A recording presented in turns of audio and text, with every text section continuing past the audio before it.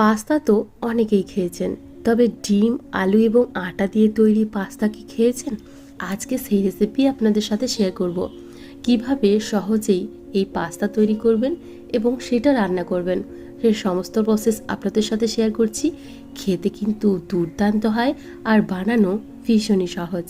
তো প্রথমেই আমি নিয়েছি একটা সেদ্ধ আলুটাকে এভাবে একটা গ্রেটারের সাহায্যে গ্রেট করে নিচ্ছি, যাতে কোনো রকম দানা অংশ এর মধ্যে না থেকে যায়। তো দেখুন, খুব ভালোভাবে সেদ্ধ আলুটাকে এখানে গ্রেট করে নিয়েছি। এখন এর মধ্যে দিয়ে দিচ্ছি একটা ডিম। আমি এখানে একটা কাঁচা ডিম ব্যবহার করছি। আমার এখানে একটা ডিমই প্রয়োজন ছিল, আপনারা যদি বেশি পরিমাণে করেন সেক্ষেত্রে আপনাদের দুটো ডিম লাগতেও পারে। দিয়ে দিলাম সামান্য পরিমাণে লবণ এবং গোলমরিচ। খুব ভালোভাবে ডিম আলুটাকে একসাথে মিশিয়ে নিয়েছি। এখন এর মধ্যে দিয়ে দিচ্ছি 1.5 কাপ পরিমাণে সাদা আটা। আপনারা চাইলে কিন্তু আটার পরিবর্তে ময়দাও দিতে পারেন। যেহেতু আটাটা একটু হেলদি, তাই আমি আটা দিয়ে এখানে পাস্তাটা তৈরি করে নেব। তো দেখুন, ডিম আলু দিয়ে খুব ভালোভাবে এই আটাটাকে প্রথমে মেখে নিচ্ছি। তারপর যতটুকু জল প্রয়োজন হবে ঠিক ততটুকু জল দিয়ে একটা শক্ত ডো তৈরি করে নিচ্ছি। দেখুন, আমাদের এখানে আটাটা কিন্তু মাখা হয়ে গেছে। এই আটাটা মাখার পর কিন্তু রেস্টে রাখার কোনো রকম প্রয়োজন নেই। আমি এখান থেকে বেশ কিছুটা অংশ নিয়ে নিলাম, তারপর অল্প একটু আটা ছড়িয়ে দিচ্ছি। খুব ভালোভাবে সমস্তটা একসাথে মাখিয়ে নেওয়ার পর আমি এখানে একটা বড় আকারের রুটি বেলে নেব। তো দেখুন, যেহেতু ডিম আলু ব্যবহার করা আছে, এটা একটু চিটচিট টাইপের মনে হতে পারে। আটা দিয়ে এভাবে বেললে কিন্তু খুব সহজে ভালোভাবে বেলা যাবে।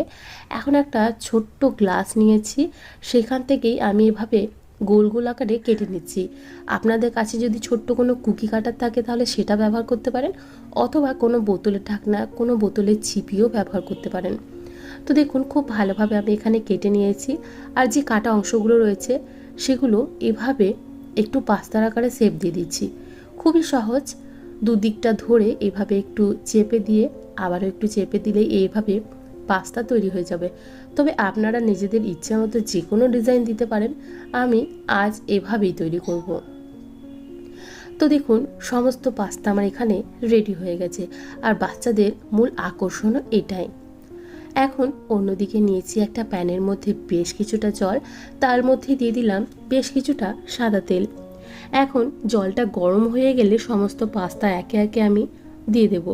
যাতে শেপটা ঠিকঠাক থাকে, একটু আলতোভাবেই দেওয়ার চেষ্টা করবেন, তাহলে এই যে শেপটা আমরা তৈরি করেছি সেটা খুব ভালোভাবে বজায় থাকবে। এখন গরম জলের মধ্যে এভাবে অল্প একটু নাড়াচাড়া করে দেব।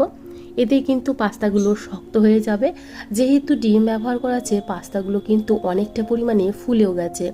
আর খুব ভালোভাবে প্রায় 3 থেকে 4 মিনিটের মধ্যে পাস্তাগুলো সেদ্ধ হয়ে যাবে। যেমন আমরা নর্মালি পাস্তা সেদ্ধ করি ঠিক সেভাবেই সেদ্ধ করে নিতে হবে। তো দেখুন, পাস্তাগুলো সেদ্ধ হয়ে গেছে।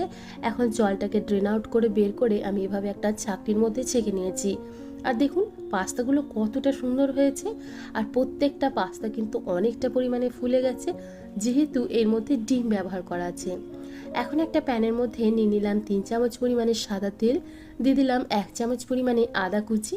আদাটাকে অল্প একটু ভেজে নেওয়ার পর এর মধ্যে দিয়ে দেবো 1 চামচ পরিমাণে রসুন কুচি। চাইলে আপনারা এখানে কাঁচা লঙ্কা কুচিও ব্যবহার করতে পারেন। আমি যেহেতু বাচ্চাদের টিফিনের জন্য এটা তৈরি করছি, তাই কাঁচা লঙ্কা কুচি ব্যবহার করলাম না। এখন এই আদা রসুনটা ভেজে নেওয়ার পর দিয়ে দিচ্ছি এখানে পেঁয়াজ কুচি। পেঁয়াজটাকে আমি একটু এভাবেই কুচিয়ে নিয়েছি। আর একটা বড় সাইজের পেঁয়াজ নিয়েছি। অল্প একটু পেঁয়াজটাকে ভেজে নেওয়ার পর দিয়ে দিলাম ক্যাপসিকাম কুচি এবং টমেটো কুচি। আপনারা চাইলে এখানে বিনস কুচি, এমনকি হলুদ এবং লাল ক্যাপসিকামও ব্যবহার করতে পারেন। দিয়ে দিলাম সবজির পরিমাণ অনুযায়ী লবণ এবং সামান্য পরিমাণে হলুদের গুঁড়ো। এখন এই সমস্ত সবজিগুলোকে অল্প একটু ভেজে নিতে হবে। যেহেতু এই সবজিগুলো নরম, খুব একটা বেশি ভাজার প্রয়োজন নেই। এই 1 মিনিট থেকে 2 মিনিটের মতো ভেজে নিলেই যথেষ্ট। এখন খুব ভালোভাবে ভাজা হয়ে গেছে। এর মধ্যে দিয়ে দিচ্ছি সামান্য পরিমাণে পাস্তা মশলা। প্যাকেটজাত যে বাজারে পাস্তা মশলা কিনতে পাওয়া যায়, সেই পাস্তা মশলাই ব্যবহার করেছি। দিয়ে দিচ্ছি এখানে অল্প একটু ডার্ক সয়া সস এবং টমেটো কেচাপ। এই সসগুলো আপনারা নিজেদের ইচ্ছে মতো বা পাস্তার পরিমাণ অনুযায়ী এখানে বাড়িয়ে বা কমিয়ে নিতে পারবেন। এখন খুব ভালোভাবে সবজির সাথে পাস্তা মশলাটাকে এবং সসগুলোকে খুব ভালোভাবে মিশিয়ে নিচ্ছি। খুব বেশি মেশানোর প্রয়োজন নেই, 1 থেকে 1.5 মিনিটের মতো মেশালেই যথেষ্ট। তো তো খুব ভালোভাবে মিশিয়ে নেওয়ার পর এখানে দিয়ে দিলাম হাফ কাপ পরিমাণে জল।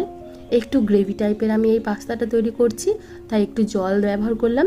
খুব ভালোভাবে সমস্ত কিছু একসাথে মিশিয়ে অল্প একটু ফুটতে শুরু করলেই দিয়ে দিচ্ছি এখানে আমি পাস্তা, যে পাস্তাগুলো আমি তৈরি করে রেখেছি।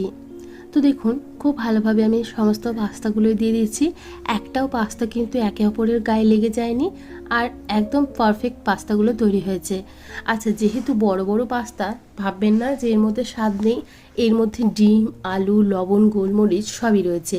প্রত্যেকটা পাস্তা খেতে কিন্তু ভীষণই সুস্বাদু হবে। তো দেখুন খুব ভালোভাবে সমস্ত পাস্তাটা মশলার সাথে মিশিয়ে নিয়েছি, আর আমাদের পাস্তা কিন্তু অলমোস্ট ডান। এখন সামান্য পরিমাণে চিনি দিয়ে দিচ্ছি এবং দিচ্ছি সামান্য পরিমাণে গোলমরিচের গুঁড়ো। আমাদের পাস্তা একদম তৈরি। তো ভিডিওটি আপনাদের কেমন লাগলো অবশ্যই একটা কমেন্ট করে জানাবেন। ভালো লেগে থাকলে একটা লাইক করে দেবেন, আর বাড়িতে অবশ্যই বাচ্চাদেরকে এইভাবে পাস্তা তৈরি করে দিন, তারা কিন্তু ভীষণ আনন্দ পাবে। আর এটা যতটা হেলদি ততটাই সুস্বাদু। আজকে তাহলে এখানেই বিদায় জানাচ্ছি। আবারও হাজির হয়ে যাব অন্য কোনো দিন অন্য কোনো রেসিপি নিয়ে। ভালো থাকবেন, সুস্থ থাকবেন, এবং ভিডিওটি সম্পূর্ণ দেখার জন্য আপনাদের সবাইকে অসংখ্য ধন্যবাদ। বাই।